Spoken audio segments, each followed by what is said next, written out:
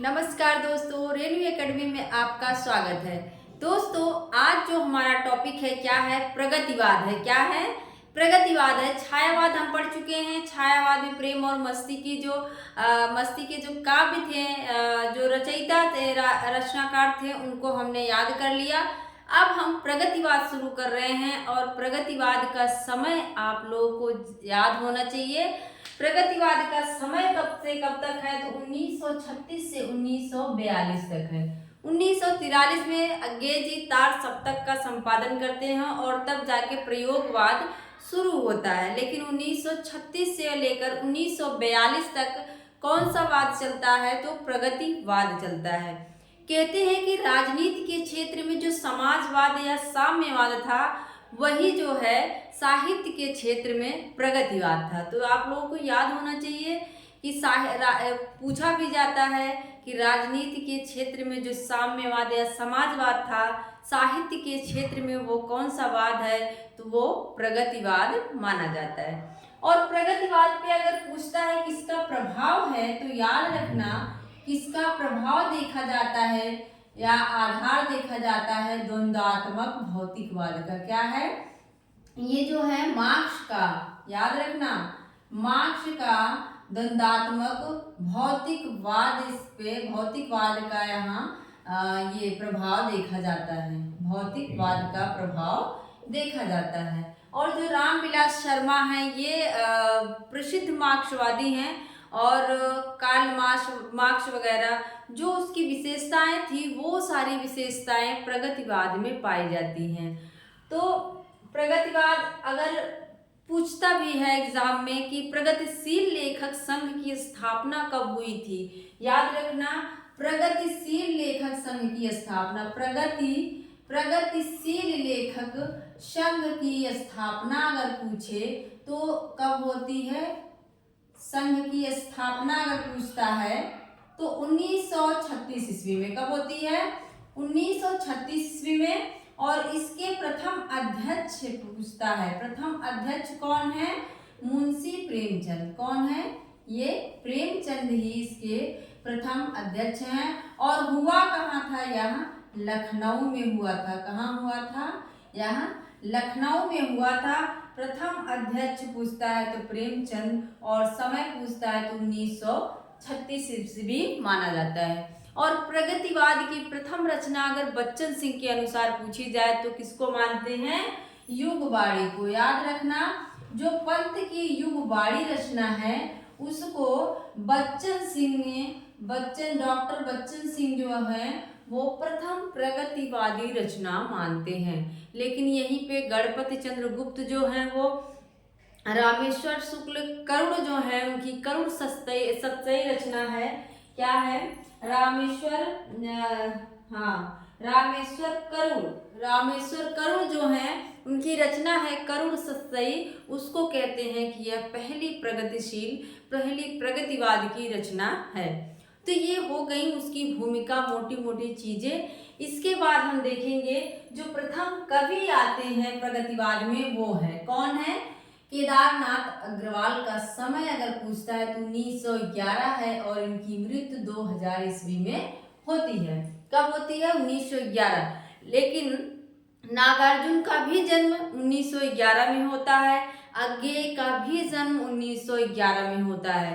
तो ये सारी चीजें आप लोग अपने दिमाग में बैठा लिया करिए, क्योंकि एग्जाम में पूछा गया है कि ऐसे कौन से कवि, ऐसे कौन से लेखक नहीं हैं जिनका जन्म 1911 में नहीं हुआ था।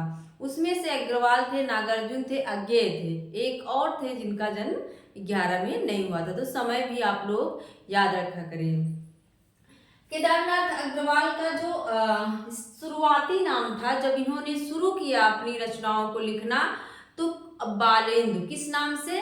बालेंदु नाम से लिखा करते थे। क्या नाम था? याद रख लीजिए, पूछ सकता है। बालेंदु उपनाम से कौन लिखता था? तो केदारनाथ अग्रवाल। बालेंदु नाम से कौन लिखता है? केदारनाथ अग्रवाल जी बालेंदु नाम से लिखते हैं। और जो देश विदेश की कुछ कविताएं थी उसको इन्होंने अनुवाद किया। जो देश विदेश के लेखक थे उनकी कविताओं को इन्होंने याद किया, इन्होंने अनुवाद किया और किस नाम से? तो देश विदेश की कविताएं। क्या है? देश विदेश की कविताएं नामक शीर्षक से। क्या है? देश विदेश की कविताएं। हाँ सही है, देश विदेश की कविताएं शीर्षक से इन्होंने इसका अनुवाद किया था। इसको भी आप लोग याद रखिए। इसके बाद हम क्या करेंगे, अब इनकी रचनाओं को याद करेंगे। एग्जाम में ये भी पूछ सकता है कि केदारनाथ अग्रवाल की प्रथम काव्य संग्रह कौन सा है? तो प्रथम काव्य संग्रह आप देख रहे हैं युग की गंगा हो जाएगा। अब बहुत सारी रचनाएं आप देख रहे हैं कि 20 रचनाएं हैं। जो नए शुरुआती दौर की तैयारी करने वाले लोग हैं उनको बहुत समस्या होती है कि ये रचना अग्रवाल की है कि नागार्जुन की। तो हम उन्हीं को क्या करेंगे, इन रचनाओं को उन लोगों के लिए आसान बना दे रही हूँ, उसको ट्रिक से याद करेंगे।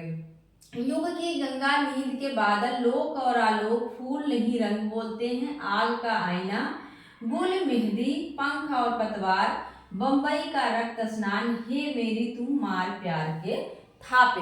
हे मेरी तुम मार प्यार के थापे। अब केदारनाथ अग्रवाल हैं, केदारनाथ जाओगे तो वहां पे क्या गंगा का दर्शन होगा कि नहीं? केदारनाथ में जाओगे तो वहां गंगा जी का दर्शन होगा। तो पहले इनकी क्या हो जाएगी, युग की गंगा। और गंगा में किसका पानी है? बादल का। ऐसे याद कर लो, ट्रिक हमारी है।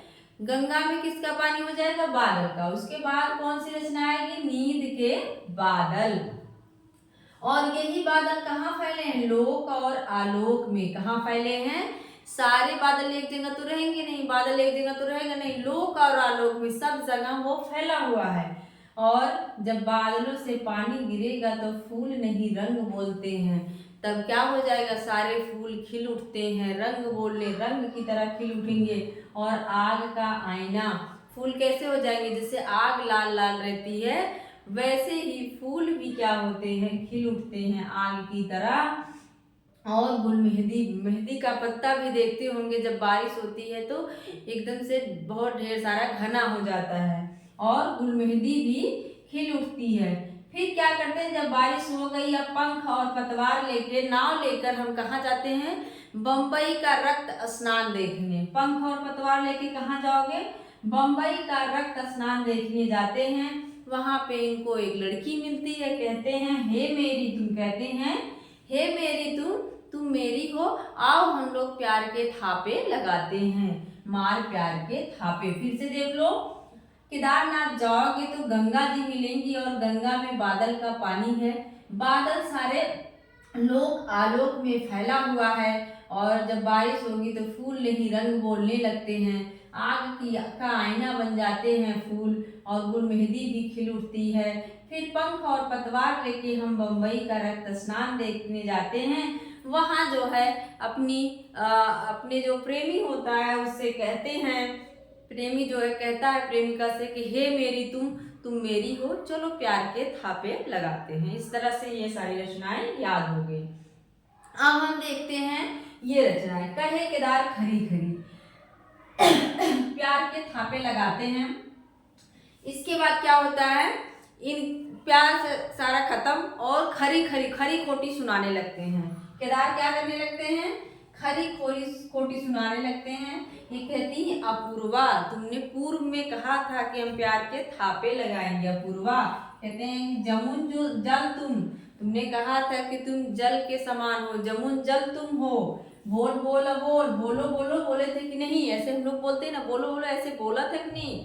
तो कहते हैं कि बोल बोला बोले थे कि नहीं? जो सिलाए तोड़ते हैं, और हमने सिला पे तोड़ के लिखा भी था हमारा नाम आत्मगंध लेकिन अब तुमसे मुझे बहुत गंध आ रही है, तुमसे घृणा हो रही है, मेरी आंखें खुल गई, डैने खुल गई आंखें, और पुष्पदीप बसंत में हुई पृथ्वी प्रसन्न। फिर क्या लास्ट में है? बसंत में हुई पृथ्वी प्रसन्न। बहुत अच्छे से ये मैंने आप लोगों को बता दिया, इसको अच्छे से याद कर लीजिए। कहे केदार खरी खरी, गला काम नहीं कर रहा है क्योंकि कॉलेज में भी पढ़ाना, यहाँ पे भी पढ़ाना, तो चीज़ें थोड़ी सी कठिन हो जाती हैं। तो कहे केदार खरी खरी, केदार उनको खरी खोटी सुनाने लगते हैं। वो कहती हैं पूर्व में तुमने तो कहा था कि जमुन जल तुम जमुना के जल की तरह हो, और बोल बोलो बोल, बोलो बोलो कहे थे कि नहीं। फिर कहती हैं कि जो शिलाएं तोड़ते हैं, और तुमने शिला तोड़कर उस पर अपना नाम, मेरा नाम भी लिखा था, लेकिन अब तुमसे गंध आ रही है, आत्मगंध गंध आ रही है। मेरी आंखें खुल गई, खुली आंखें खुले डैने, और पुष्पदीप लास्ट में क्या है, बसंत में हुई पृथ्वी प्रसन्न। तो मुझे लगता है दोस्तों आप लोगों को याद हो गया होगा, और वीडियो बहुत लंबा हो जा रहा है। मिलते हैं अगले वीडियो में। Thank you. और हाँ, चैनल को सब्सक्राइब जरूर कर लीजिएगा, लाइक कर दीजिएगा, शेयर कर दीजिएगा। Thank you.